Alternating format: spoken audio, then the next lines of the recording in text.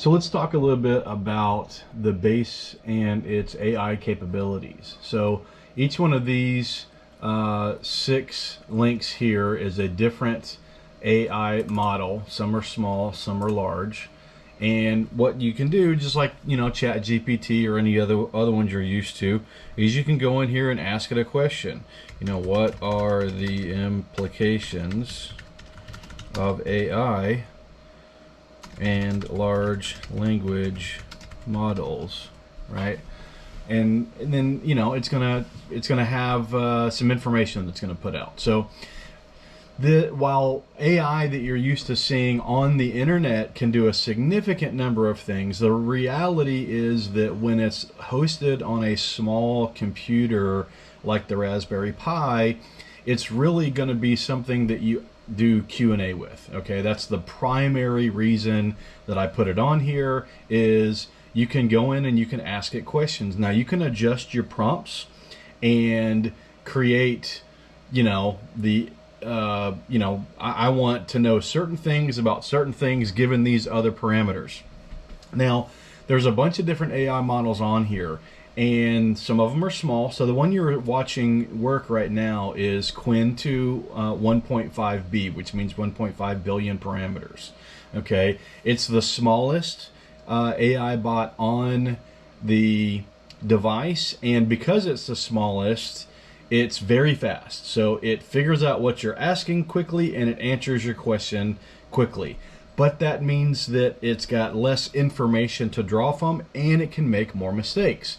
So, if we were to go to something like an Orca 2 or a Llama 3 or a Mistral Open Orca, which are some of the other ones here, those are much larger models.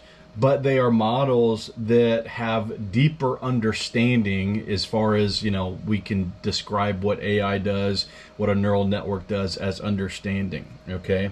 So if I just go in here and I list the models. So Gemma 2, 2B is the most recent one. As you can see, I just put this on here last night. We've got MedLlama, Orca 2, Llama 2 Uncensored, Wizard Vicuna Uncensored, Mistral Open Orca. These are the ones that I started with, and as you can see, these are pretty decent size models. Then Phi 3 and Qwen 2 1.5 were the next ones that I added. Those were smaller models, and what I was doing there is I was trying to test out how small I could go and not have a bunch of nonsense. Okay, and the Qwen 2 1.5B is about as small as I can go without nonsense. Okay, then I've got the larger version of Qwen 2. Then I've got Llama 3, which is newer than Llama 2, and I have a unit that is specifically designed for Q&A. This is the largest model on the device, and it is the slowest, but it can provide the greatest depth of information. And then, like I said, yesterday I added Gemma 2, 2B. So generally I would start with Qwen 2 or Gemma 2 if I'm gonna be asking general information. And then if I'm not satisfied with the answers, then I might go to one of the bigger ones, ending with Llama 3. So Llama 3 is gonna be really great for basically having a conversation with the computer about a specific topic. And so if you're just interested in learning more about a topic, you can literally sit here and have a conversation with the base and learn more about the topic.